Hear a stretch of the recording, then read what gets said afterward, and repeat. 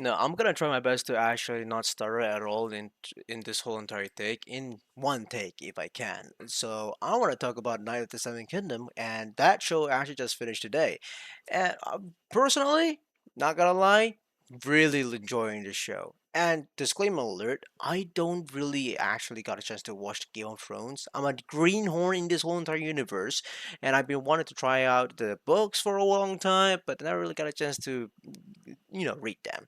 But with the Knight of the Seven Kingdom, I really did actually thought it was going to be one of the few like shows that's also going to be giving out the same vibe as Game of Thrones, because I did actually got influenced by, or like at least get an idea what is a Game of Thrones is supposed to be. Like it's apparently Game of Thrones is like a masochism show where like you will see every people that you dear for or care for will die, and it's still because the world in there is just shit. It's like I'm sorry. I'm imitating Jeremy Jan saying like how the world is like nihilism and shit.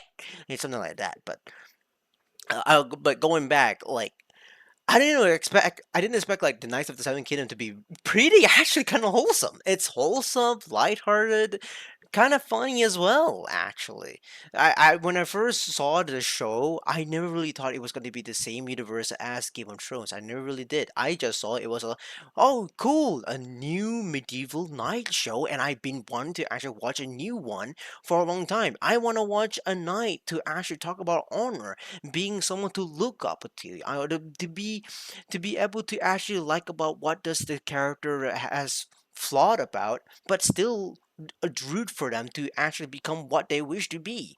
And they just did as that. And Knight of the Seven Kingdom is a simple story about a man called Sir Duncan the Tall, who is actually a hedge knight wanting to become a full honorable knight.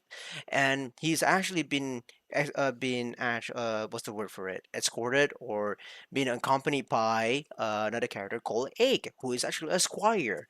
And I'm trying my best to actually like not give out spoiler here, guys, but like please forgive me if I did give out a little bit spoiler left and right. Um, regardless, I don't know what to say regardless about that, but don't know why I said but for. Okay, let me try to figure out some words. Knights of the Seven Kingdom. It's a really interesting show to go off because it's a simple story, like I said earlier, but it's just a story about Sir Duncan the Tall. And what I meant by that is that Game of Thrones doesn't have a main character that you can actually follow up with, even though there is Jon Snow. But for me, Knights of the Seven Kingdom feels like more focus on the POV of Sir Duncan the Tall. He's a very likable character. You want to actually root for him. And every time you see Sir Duncan at all, it just makes you like want to just hit that in the chest and go to the gym and become a gentleman that you're supposed to be, man. All right. And then later on, the story on the first episode was just hook. It's just a good story to show off the lighthearted and the humor that doesn't clash with the whole entire darkness of the story, because there are still moments in this story where it does remind you that it's still in a Westeros story. Okay, there are moments that are pretty kind of shock factor left and right. Oh no, of course, which some of them also really tight us up and like some arms grabbing your heart and then, like do the fatality heart moment. But regardless, I'm sorry, I'm stuttering again. N- the show really did showcase a lot of things that is very likable. Side characters that are actually more appealing than any banana that's been ripened about. The OST in these shows are very enjoyable. Okay, the writing is really really good. It doesn't actually force themselves to appeal to the modern audiences. It's really really just a good medieval story. And what really surprises me the most is that I know this show is actually having a very limited budget. $9 million for a 6 episode. Kind of impressive because like some of the shots here in this show are actually very professional and very very good with the like some of the cinematography. Some of the sequences of like the fight scenes are actually top notch. Of course, there are some scenes that we could actually like be wish for more and than that.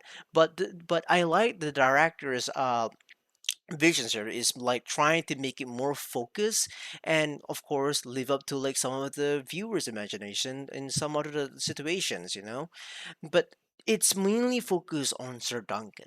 Sir Duncan the Tall is just a really fantastic story that I really am looking forward for the season 2.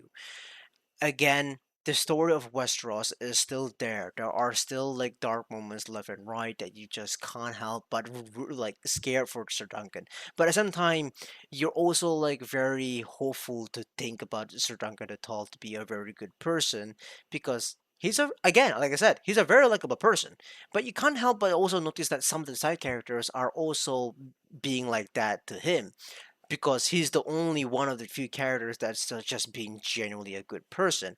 You can help, but in all, with some of the people who are willing to help him, some of the people who will be inspired by him, some of the people are willing to be like support him in times of need. And there are moments that are actually show Officer Duggan the Tall being a low, but people are just being just nice to help him out when it is needed. Now, I don't really have a problem with the show. It's kind of like really good, perfect as it is. But is this a perfect show by as its own? No, I don't think so. Because like I want to talk a little bit more about like some, there are like episode 4 or 5 that's like actually being rated as like the perfect like 9 out of 9 rating, and some people actually review bombing on Breaking Bad. I'm just gonna say right now, don't do that. It's a cringe behavior. Could we just have 2 episodes from Breaking Bad and also Night of the Seven Kingdoms to be like one of the few top-notch, perfect episode? I will never understand why people have to do this, because I enjoy Knights of the Seven Kingdom. I really do, but I don't want my enjoyment to be spoiled by people faking the achievement of the Knights of the Seven Kingdom deserve to be a 9 out of 9, when there's another episode from a different show that is also very phenomenal in its own right. I don't want to spoil. I don't want to be spoiled at that point. Okay. Now, I am looking forward for the season 2 of the show, of course, because the director is the same director from season 1 into season 2. I did hear that like sometimes the Westeros shows like season 2 is where like they decide to fall off, and like season 1 was the best part, but season 2 kind of draw down the hill. And I totally understand that, totally fine. But I do have hopes because it's the same director. George R. R. Martin is still the same guy who's actually going to be very, very closely looking out for the show. We shall see. We shall see. Especially with this, like George R. R. Martin still hasn't finished up the fucking book, and like he's still making 2 more prequels for the Mad King and the Game of Thrones. What the hell is this man even doing? But regardless, that's it. I do hope all of you have a wonderful day or a wonderful night. I'm done yapping about this because I have a lot more to talk about, especially with Sony talking about like why Sony never even tried to make Bloodborne remake. There's a lot of things, especially with some of the people on the internet are living way too comfortably in their own seats. Sayonara, suckers. Hope you have a lovely day or have a lovely night. Peace out, y'all.